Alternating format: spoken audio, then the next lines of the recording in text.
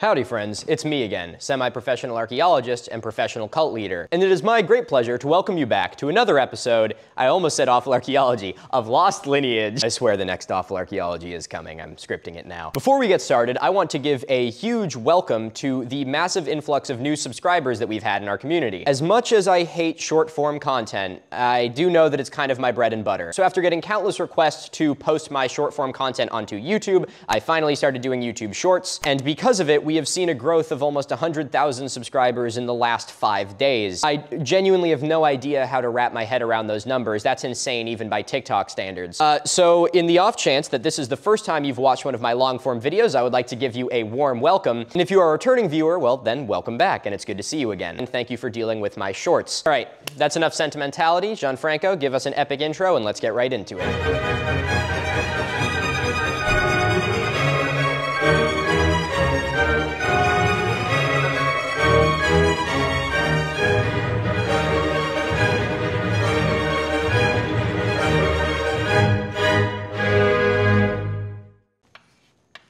Did I spell that right? I don't fucking know, maybe. Looks right. Our human evolutionary tree can be divided into 4 parts. Humans, that was very loud. Hopefully the lav mic didn't pick it up, but I actually have the lav mic set up this time, so hopefully my audio doesn't suck. We have humans at the top, Australopithecines, robust Australopithecines, and the category which we are on today, which is early hominins. In our last episode, we discussed the oldest of our early hominins, this little fella right here. Colloquially referred to as Tomai, he is the holotype specimen for a species which today we call Sahelanthropus chadensis. If you want to watch that video, there's a tag for it probably. Hopefully, I'll probably forget to do it. Who the fuck am I kidding? But if I forget to do that, I'm sure you can find it. You're a smart cookie. And today we are going to be continuing up the road of our early hominin ancestors. Ladies and gentlemen, my name is Milo, and today I'm going to be telling you everything that you need to know about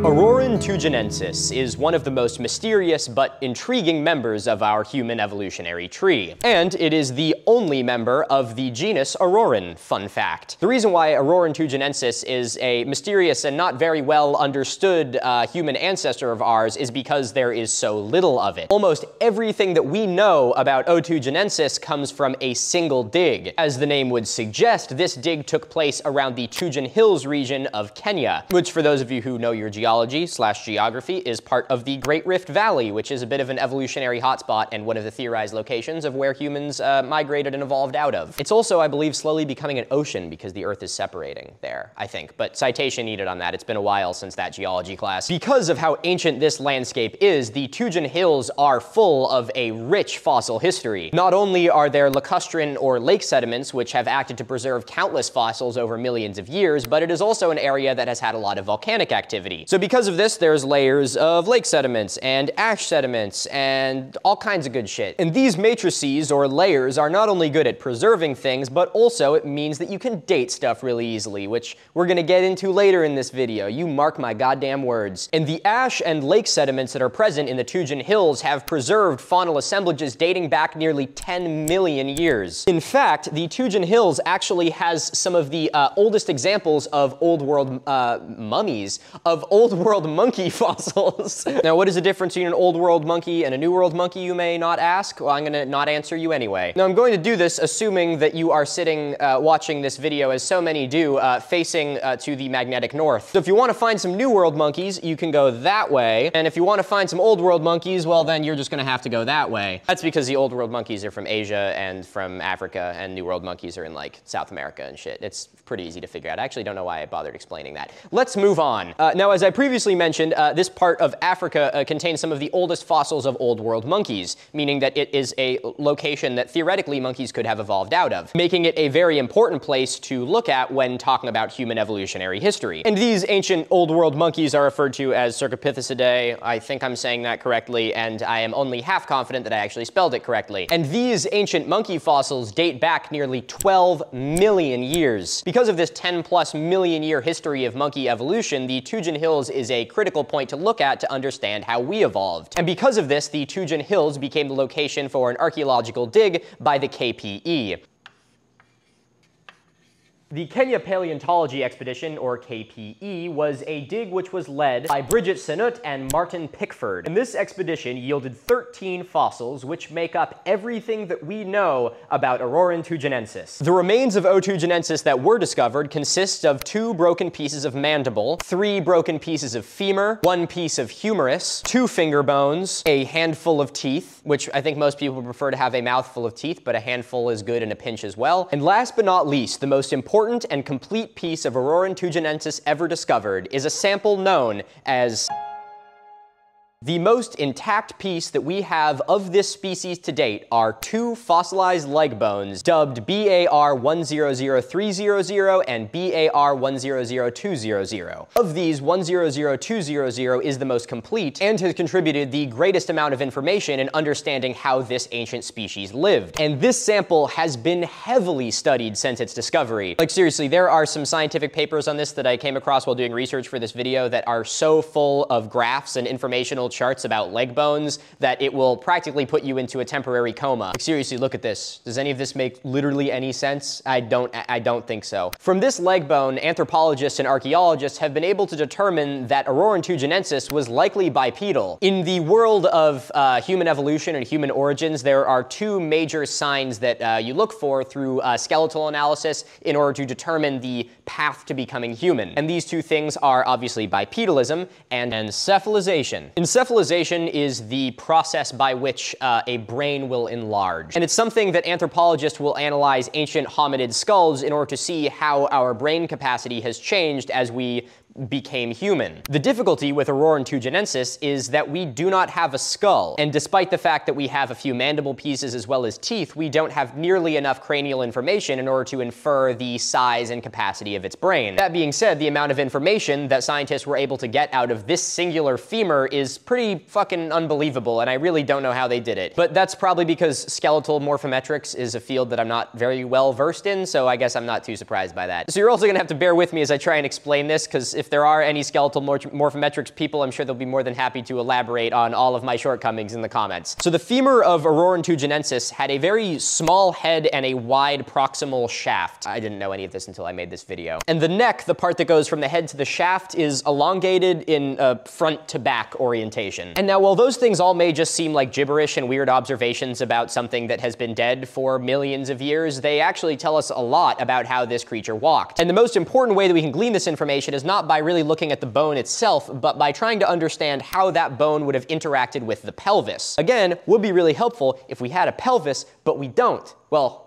I mean, I guess we do, but I don't think anyone's gonna ask to borrow yours. The skeletal morphology of this femur indicates that there was probably more bipedalism for this animal rather than the later or earlier Old World apes who would rely more on tree climbing. As I mentioned in my Orrorin tugenensis video, ancient tree climbers and modern tree climbers as well, like chimpanzees and whatnot, have feet that will turn inwards in order to grip onto trunks. And because of this, their pelvises have to accommodate for it. Whereas your pelvis works very differently when you are doing this versus when you are, I'll do a high kick again, when you're doing this. Someday I'm gonna do that and I'm gonna just like rip my hamstring right on video. It's gonna be great. But to me, the most interesting thing about bar 100200 is not the fact that it could suggest bipedalism. It's the fact that it suggests a form of bipedalism which is more akin to modern humans than later Australopithecines. And let me explain what that means. Yeah, I'm drawing another graph. Are you excited?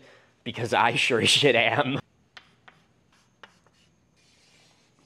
There's one thing I learned through all my years of education. It's never half-ass a graph. Oh, and always label your axes, even if you think it's unnecessary. Yeah, we know that's species, but I'm gonna label it anyway, god damn it. And that's a million years ago. So this is a very loose chronology, but I think it works very well to illustrate what I'm trying to say here. But I suppose you guys can be the judge of that. So if we're looking at millions of years ago, we have humans up here at the top, we have our robust Australopithecines and Australopithecines being more or less around the same time, and then we have our early hominins at the bottom. Now, it might be kind of logical to believe that, you know, this sort of worked in a linear fashion where, you know, we evolved from down here, kind of went through all these stages and now ended up like this. But what's really interesting is the fact that our Orrorin tugenensis, who's down here somewhere, let's write him in.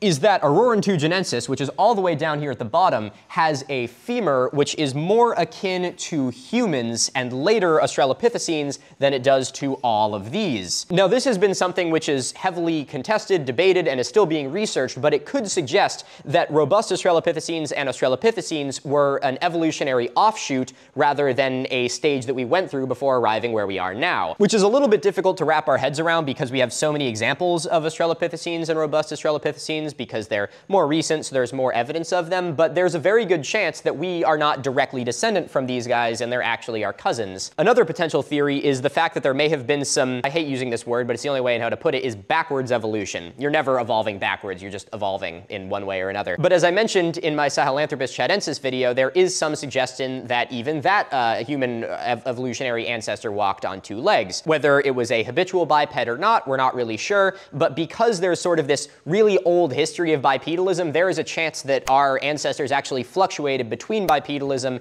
and quadrupedalism and tree climbing. So we'll obviously need a lot more data in order to understand this better, but I mean, there's a chance that either Orrorin tugenensis is a direct human ancestor and that our Australopithecines are an offshoot, or that if this is an ancestor of Australopithecines, that we evolved a little bit more towards quadrupedalism before arising to where we are now. That's pretty much a long-winded way of saying, we have absolutely no fucking idea, but man, it's fun to think about it. Now, the only human ancestor that we know of currently that is older than O. tugenensis, Sahelanthropus chadensis, the way that we know that, or what suggests that it was bipedal, is its foramen magnum, which is the hole in the base of your skull where your spine connects. For quadrupedal animals, the hole will be more in the back to accommodate for the spine coming in at an angle, whereas for bipeds such as us, the foramen magnum is located at the bottom, so our head can sit on top of our spine and support our giant, heavy, fucking brains. But what's very notable about bar 100200 is the fact that it is the first postcranial evidence of bipedalism in the entirety of the human evolutionary record. And because of that, it is the most believable evidence. You're getting, bipedalism information from legs and not from the base of a skull. If any of you are interested in learning more about the incredibly complex scientific processes by which this information was determined, I highly recommend this article. I will link it down below. If you are an insomniac, have difficulty sleeping, I'd highly recommend opening it up and seeing if you can get through the first 8 sentences. But to give you a bit of a spark notes from someone who I like to think isn't painfully boring, what they did was they took a bunch of 3D scans of this sample as well as modern humans and different Miocene apes and compared all of these models in order to figure out how the skeletal morphology has changed and what that could suggest. I'll spare the nitty-gritty jargon because it sucks, but here are some of the figures from it. And this is a study which helped pioneer the idea that this femur is more akin to hominid bipedalism than our extant, old world ape ancestors. Now, obviously, it goes without saying that this specimen is one of the most important pieces of archaeological evidence in determining how we ended up the way that we are today. And if you were here for last episode, then you probably know where this is going. Last episode, I worked with an English silversmith to create this bad boy. This is the Sahelanthropus chadensis skull, tomai. It's a skull ring. I released 50 of them, had no idea how it was going to do, and we sold out in less than 5 hours. So by popular demand, and because of my love of silver jewelry, we are going to be continuing this very weird and overly ambitious, but apparently successful merch idea. And so since we don't have a skull of Orrorin tugenensis, I thought that it would be appropriate to go off of the next most important piece of evidence. That, of course, being your own little bar 100200. So we did our best to listen to all of the feedback that we got on the last release, and we tried to change a couple things. Firstly, this is a lot smaller than the Tomai skull, meaning that it is a lot more affordable, and has 2 different versions. It can come with the chain or just as the pendant. Because there were a lot of people who really liked the Tomai ring, but it was a little out of their price range, which I totally understand. It was expensive to make. So with this one, we've tried to do something which is a little bit more accessible. And since the 50 rings sold out in about 5 hours, the BAR 100200 necklace is going to be available for 48 hours. And that will help me and Sweetleaf figure out what our actual audience base is and how we can actually go about doing this in the future. And that will hopefully allow for everyone who wants one to be able to get one. But I have to say, I am a bit of a sucker for having a little bit of a fancy version. And so since we're doing away with the limited edition,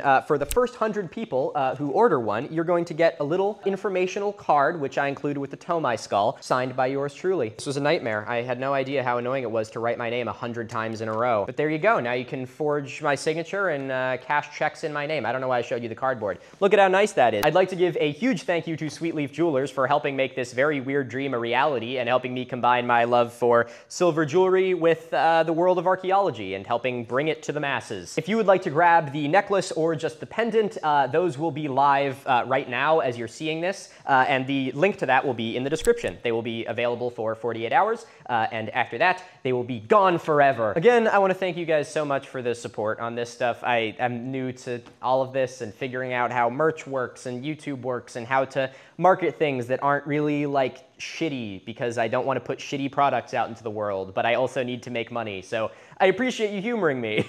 So to all of you from the bottom of my heart, kisses. Okay, now let's keep going. Fuck that. Now we get to go to the really fun part. Because while they knew a whole lot of stuff about this Orrorin tugenensis, what we don't know yet is how old it is. The Tugen Hills have an extensive geologic history, as I alluded to earlier. Not only is it part of the Rift Valley, but it has a pretty much unlimited supply of rivers, lakes, and volcanoes that have affected it in its geologic past. Now, this is actually really good for archaeologists and geologists because there are so many different layers that you can get an accurate dating at pretty much any point you want. And this particular site was dated using a method that we have not talked about yet. So I'm very happy to finally get to explain KR dating.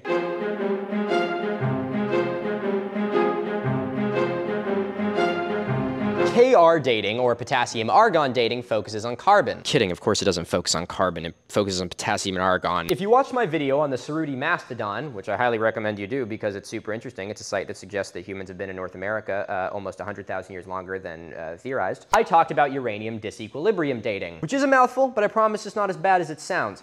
Now, potassium argon dating, where the fuck is my chalk? There it is. Potassium argon dating works in much the same way. It analyzes a decay chain ratio, which I know it sounds really scary, and that's because it is, but you're with me, so you're safe. I'll explain it to you. This is a safe space for people that hate chemistry, and probably some that love it. Whoa, that is the worst K I've ever drawn, oh my god. Potassium-40 is a common element that occurs in rocks, and it is also slightly radioactive. Woo! There's my radioactive symbol. I hope you hate it. That would be a good piece of merch, like, you know, like one of like the patches that you put on like your like battle jacket, except instead of being like a radioactive symbol, it's just this piece of shit. Anyway, potassium is slightly radioactive, and so it will slowly break down into argon. This method is commonly used on dating volcanic rocks. That is because when the rock is molten, that's my volcano.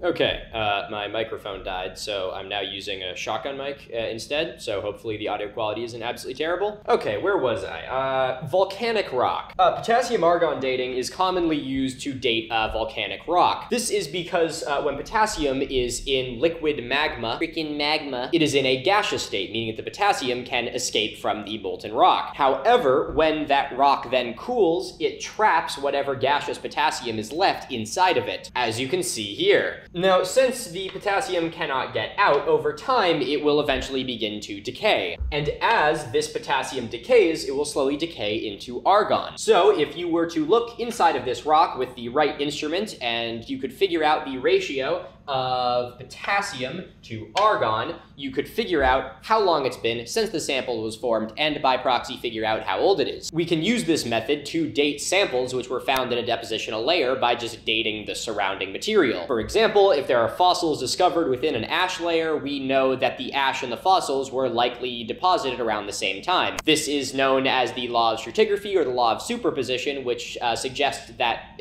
things are deposited in chronological order. In the world of geology, there's obviously countless examples where this is not right.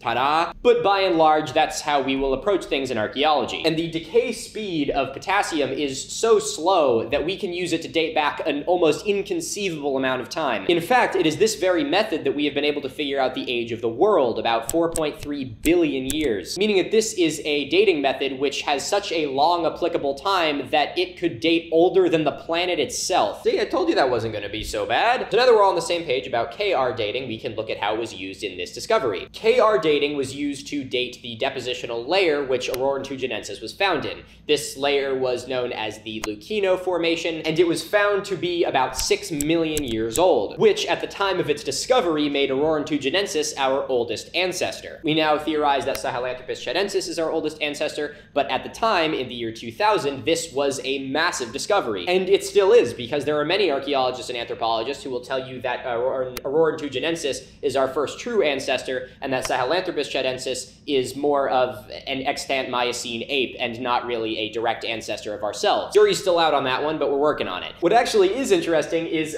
because Orrorin tugenensis was discovered in 2000 and he was so old, he was actually given the colloquial nickname of the Millennium Man. Now, before we wrap this up and talk about the adaptations and the life that Orrorin tugenensis likely lived, I think it's important to really talk about what the Earth was like 6 million years ago. By really trying to wrap our heads around how different the Earth is now versus then, I think we can try and put this story into perspective, because it's really easy to throw around numbers like 5 million, 10 million, 6 million, but it doesn't mean anything to us, really. And to give you a profile of what Northeast Africa was like 6 million years ago, there is only one person I can think of who is qualified to do it. Ladies and gentlemen, it is my great pleasure to present to you TikTok's zoology superstar. You know her, you love her, so let's give a warm welcome to Lindsay Nikole. Hi.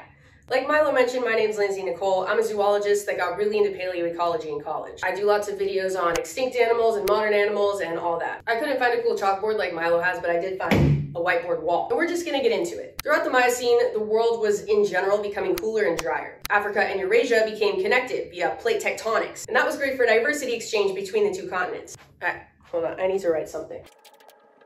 Well, it's easy to imagine Orrorin tugenensis living around early forms of modern animals like antelope, horse, hyena, primates, bears, dogs, birds, snakes, which was definitely happening. There were also some bizarre creatures that weren't like anything alive today. Check this out. Bear dogs. The name is confusing because they weren't bears or dogs, but they had what scientists compare to a bear body and a dog head. Their genus is called Amphicyon. And that's under the order Carnivora, so they're related to bears and dogs, but again, not bears or dogs. Based on their teeth, they were probably omnivores, much like bears today, eating fish, fruits, plants, scavenging meat. And based on their robust bill, possibly taking down big, slow herbivores like Chalicotheres. Strange name for a strange animal. Chalicotheres were odd-toed ungulates, so related to horses and rhinos. And they could get pretty big. The largest were 3 meters tall. You might know that ungulates typically have hoofs. Not them. They had big claws, which they used to grab onto tall branches of trees. Walking on their claws was a whole different issue, one that was solved with 2 different builds. There was the Okapi build. These Chalicotheres kind of looked like a short-necked giraffe, like a giraffe with a short neck. Some had a big dome on their head that was possibly used to absorb impact during dominance competitions. And these Chalicotheres had retractable claws, kind of like big cats. There was also the gorilla build. I like this one better. They had a shorter neck and longer front limbs and kind of walked on their knuckles like a gorilla with their claws inward. And they were around for a long time, like 50 million years to 2 million years ago. And they were found all over the world, including, of course, the region Orrorin spent its days. I would imagine that this next animal might have eaten Orrorin a little bit. Macaridus, a saber-toothed cat that was about the size of a lion. There were saber-toothed cats way earlier than Smilodon from the Ice Age, and this was one of them. And they did have enlarged fangs, nothing like Smilodon, but definitely saber in nature. Macaridus had very squat and robust proportions, so they were probably ambush hunters, maybe dropping out of trees like leopards do today, which would have sucked for Orrorin tugenensis. Okay, I don't even know where to begin with this one. Platypelodon, a primitive relative to elephants, as you could probably guess, with a very strange mouth that got its shape by a second pair of flattened tusks. I feel like they would be really good at crushing watermelons. Can you cue that hippo clip? Yeah, that one. But that's not what their mouth was for, apparently. And there's been some debate on this. So back when Platypelodon was discovered in the 1930s, paleontologists thought they might have used their mouth as a shovel, slamming their lower jaw into a pond, scooping up vegetation and mud, and throwing it back into their mouth. They even compared the lower jaw of Platypelodon to a shovel. And I get that. But when re-examining it in 1992, paleontologist David Lambert found teeth marks that kind of suggested a different purpose. That maybe they weren't slamming their mouths into pond muck, but were instead using their lower teeth to scrape bark off of trees. By using their trunk to grasp branches as a stabilizer while they swung their head back and forth, sawing at it. Who fucking knows, dude? I don't like either one of them. And the last one, you know him, you love him, I don't really have to say much about him. The megalodon. Easily the most famous animal from the Miocene. They were the largest shark to ever exist that we know of. Some estimates say they got to 60 feet long, others say 80. We're just gonna go with 60 because 60 is already way too fucking big. That's like the size of a bowling lane. That's like the size of a semi-truck. That's like 10 refrigerators stacked hot dog style long. That's insane. Obviously, their habitats didn't overlap with Orrorin tugenensis, but who's to say? Who's to say someone didn't go swimming and get swallowed whole by a megalodon? Anyway, that's all I have to say. Thanks for having me, Milo. Back to you. Thank you, Lindsay. That was definitely better than I could have put it, which is why you put it instead of me. If you don't already, please check out Lindsay's various social medias. She is beyond intelligent, and if you like what I do here, then I guarantee you will like what she does there. And she's also trying to make her transition onto YouTube, which is a lot easier said than done. So if you want to give her a follow there, I would highly suggest it. All right. Now, let's bring this thing to the finish line. I don't know if you can hear that, but our neighbors are watching a football game, and I think I can tell every time there's a touchdown. Let's fucking go! Orrorin tugenensis is mysterious. Almost everything that we know about this long-lost species comes from only 13 fossilized remains. And because of this, early anthropologists and archaeologists alike have had a very difficult time in trying to determine what their lives may have been like. But as you can tell by the diligence surrounding bar 100200, we are capable of gleaning a huge amount of information from very little physical evidence. So let's talk about what we know about this long-lost species. While we have no cranial remains, it is widely believed by anthropologists that Orrorin tugenensis probably had a skull capacity of about the same as a modern chimpanzee. We do have access to some broken pieces of mandible as well as teeth, which have suggested that the skull may not have been much larger than a chimpanzee's skull. And the teeth have actually yielded some rather interesting information as well. Teeth are obviously a huge indicator of diet, as you can tell by how many different types of teeth there are. There are massive differences between the tooth of a grazing herbivore versus a vicious carnivore. The teeth of Orrorin tugenensis suggest that its diet was likely plant-based. However, the presence of its sharp canines could suggest that it was also an opportunistic carnivore, possibly suggesting either hunting or scavenging. Or, I don't know, maybe eating your neighbors. You never want to be the first one to fall asleep in an Orrorin tugenensis party. Dude, I'm gonna draw a dick on his head. Dude, I'm gonna eat him. We also have the remains of Orrorin tugenensis finger bones. They are slightly more slender than our modern Homo sapien fingers, which could suggest that they were still carrying some adaptations which would facilitate tree climbing. This would be consistent considering that much of their morphology seems to be pretty similar to an almost bipedal chimpanzee, and so having the ability to still climb trees is probably something which would have been beneficial, or even if they no longer used it, it wouldn't have evolved away yet. But what makes this ancient ancestor so interesting is just how little we know about it. I mean, 13 fossils is really not a lot to go off, and it's been 20 years since their discovery. And it is tantalizing to think about the fact that right now, somewhere out there is the skull of this ancient human species, something which could tell us so much about it. I think that we have a bias towards looking at skulls and being really drawn towards them because it's so haunting to stare into the eye sockets of something that was once as alive as you and I. We can look at a million teeth and broken pieces of mandible, but it will never make us feel like we are connected to this ancient species. And I just know that at some point in our lifetime, through the work of diligent archaeologists and anthropologists, hopefully the face of this ancient species will reveal itself to us. But until then, we only have a handful of fossil evidence and our wild imaginations to try and answer the question of who was Orrorin tugenensis. I'd like to thank you all very much for watching this video. Again, if you are new here, I would like to give you a very warm welcome and hope that that was a good introduction to my more long-form content. And if you are a returning viewer, it's great to see you again.